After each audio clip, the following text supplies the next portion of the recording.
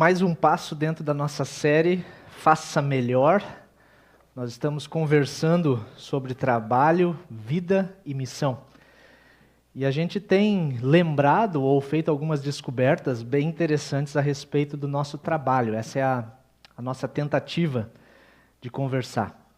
Eu não sei se você que está me ouvindo agora aqui ou até mesmo na internet, se você é empresário, se você é médico, motorista, estudante, servidor público, né, várias funções, ou se é pai, se é mãe, se é esposo, esposa, filho ou filha, de alguma maneira o trabalho faz parte da vida de todos nós.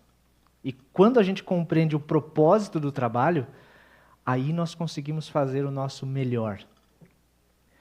E o propósito, o significado do trabalho de cada dia, ele fica mais claro por meio de três grandes eventos. Três eventos que definem a realidade que nós vivemos hoje e moldam até mesmo o nosso trabalho. Esses três eventos eu quero mostrar na tela para vocês. O primeiro grande evento é a criação.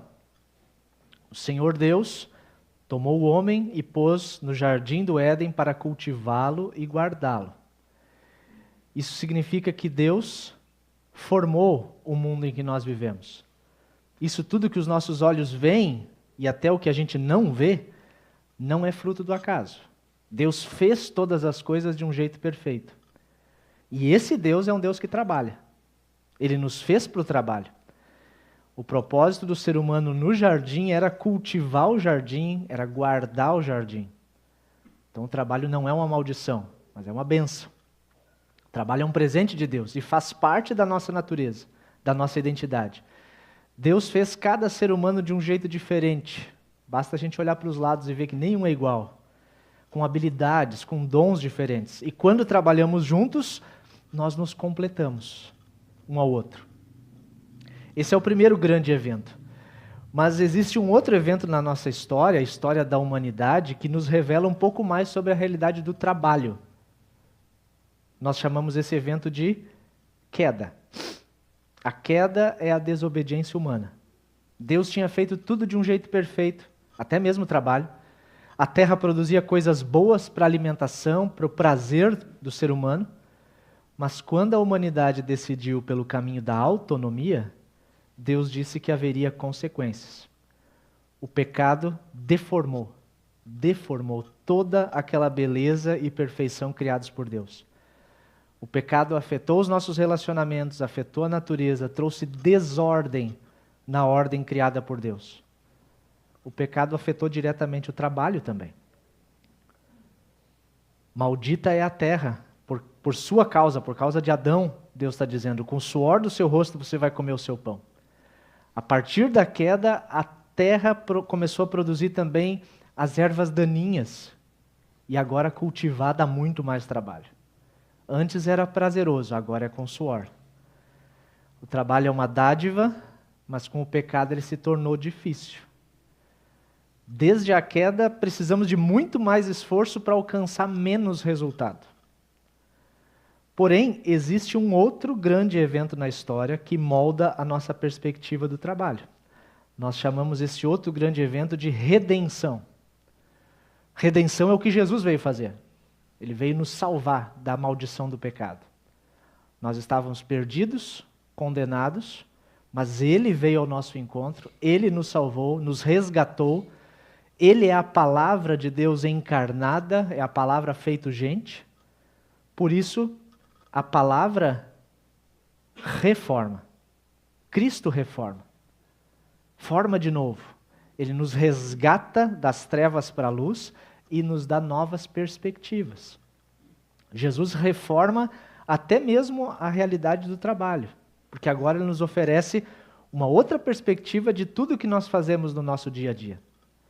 Por isso que a Bíblia diz, em tudo o que fizerem agora, depois dessa redenção de Jesus, trabalhem de bom ânimo, como para o Senhor, e não para os homens, não para as pessoas. A partir da redenção que nós temos por Jesus, eu já não trabalho para fazer o meu nome grande, mas para fazer o nome de Jesus grande entre as pessoas. E isso acontece por meio das tarefas que a gente realiza todos os dias. Cada detalhe do meu trabalho, seja em casa, na faculdade, na empresa, precisa ser feito sob essa nova perspectiva agora. Nós estamos contribuindo para que a realidade do próximo seja melhor. Nós estamos trabalhando juntos para que o reino de Deus cresça.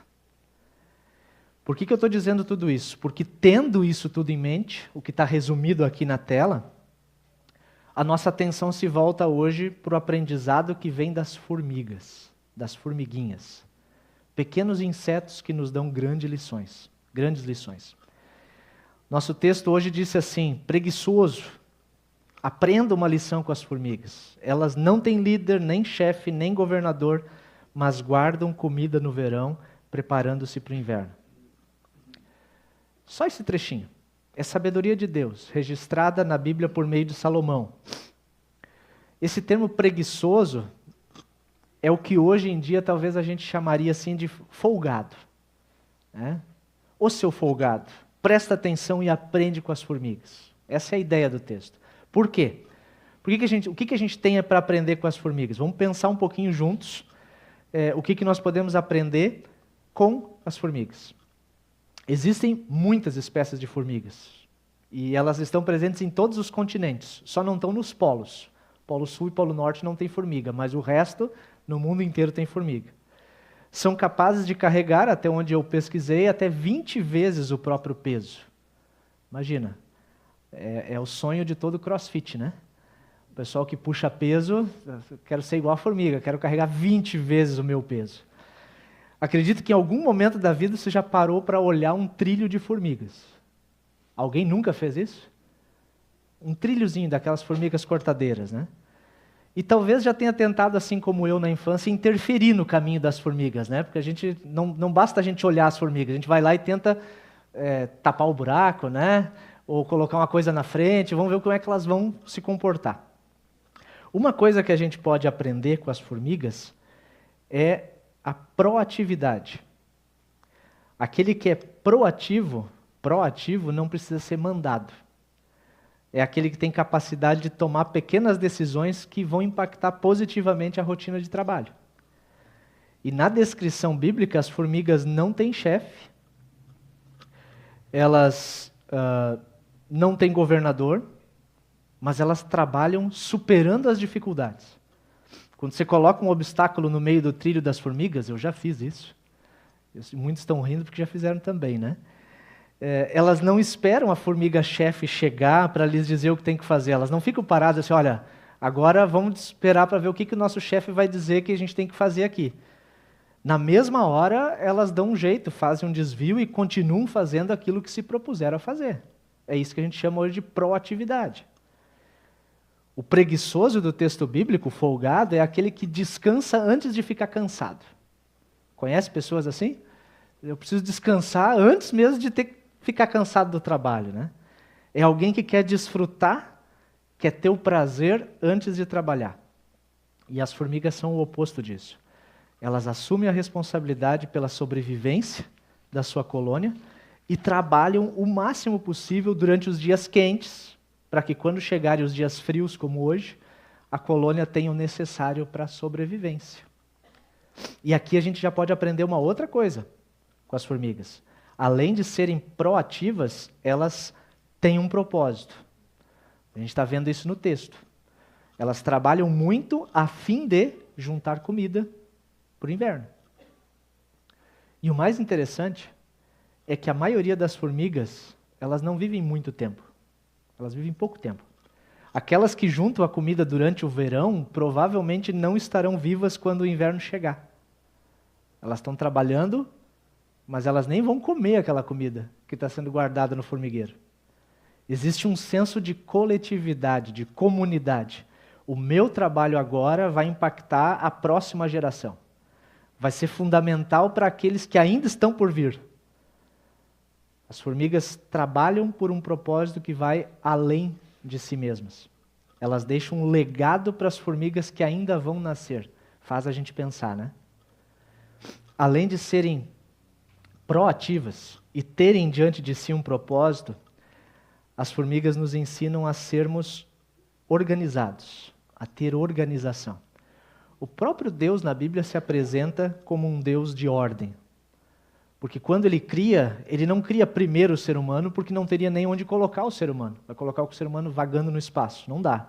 Mas ele começa pela luz, água, fatores indispensáveis para a vida, depois a parte seca, as plantas, os seres vivos e por fim cria a humanidade para cuidar de todas essas coisas. Do mesmo jeito, dentro da colônia de formigas tem organização. Elas se organizam para gastar o tempo do verão juntando comida para que quando isso não for possível, tiver muito frio, elas possam sobreviver no formigueiro.